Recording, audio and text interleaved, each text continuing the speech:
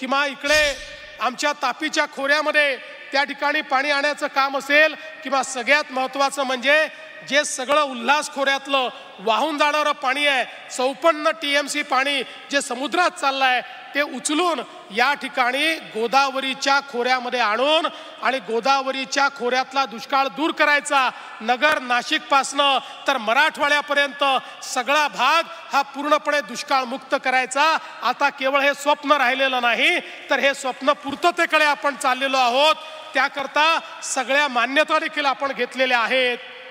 आणि मला या गोष्टीचा आनंद आहे की बाळासाहेब विखे पाटलांचं स्वप्न पूर्ण करायचं होतं आणि म्हणून यावेळेस ते स्वप्न पूर्ण करण्याची जबाबदारी आम्ही त्यांच्या सुपुत्रांनाच, राधाकृष्ण विखे पाटलांना दिली आणि त्यांना सांगितलं, बघा स्वप्न पूर्ततेपर्यंत आम्ही आलो आहोत, आता पूर्ण करण्याची जबाबदारी तुमची आहे.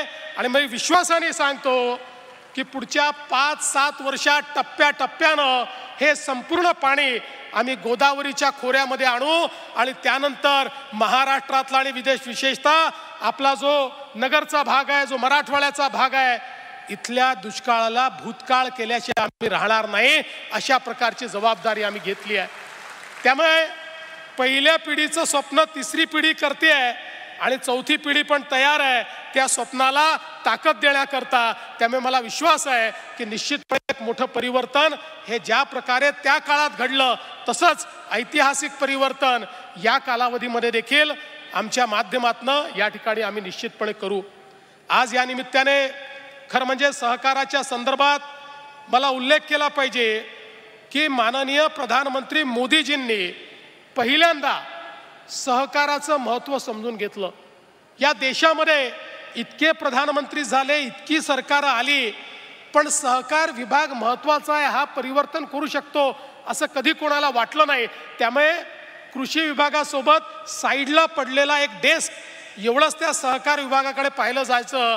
पण मोदीजींनी हा निर्णय केला की नाही, या देशात सहकार रुजवायचा आहे आणि म्हणून पहिल्यांदा देशाच्या पातळीवर स्वतंत्र सहकार मंत्रालय हे मोदीजींनी तयार केलं.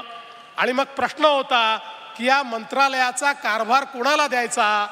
तर सहजतेनं नाव कोणाचं पुढे आलं असेल तर ते अमितभाई शाह यांचं नाव पुढे आलं. अमितभाईंचं नाव याकरता पुढे आलं नाही की ते खूप कर्तृत्ववान आहेत, ते खूप महत्त्वाचे मंत्री आहेत, कुठलंही काम ते करू शकतात, त्यांना फायनान्समधलं कळतं, केवळ एवढ्याकरता नाही, तर ते याकरता देखील आलं की अमितभाई शाह हे सहकारातले कार्यकर्ते आहेत. त्यांचं संपूर्ण जे नेतृत्व आहे हे सहकारातनं तयार झालेलं आहे. आणि सहकारी बँकेचे अध्यक्ष म्हणून, जिल्हा बँकेचे अध्यक्ष म्हणून एक गुजरातमध्ये सहकाराची चळवळ फुलवण्याचं काम हे अमितभाई शहांनी केलं.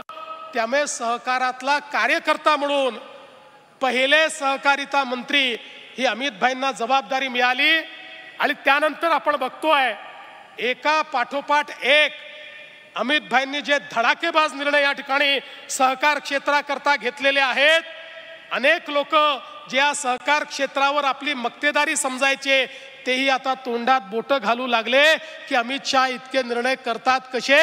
मग ते आपल्या सगळ्या सहकारी कारखान्यांकरता असतो, इतर सहकारी संस्थांकरता असो, किंवा अगदी आपल्या प्राथमिक सोसायटीपासनं तर दूध सोसायटीपर्यंत प्रत्येक गोष्टीचं पूर्णपणे रिबिल्डिंग करणं, त्याचं पुनर्निर्माण करणं, त्यात प्रशिक्षण आणणं, त्यात टेक्नॉलॉजी आणणं आणि या प्रत्येकाला त्या ठिकाणी निधीची उपलब्धता करून देणं.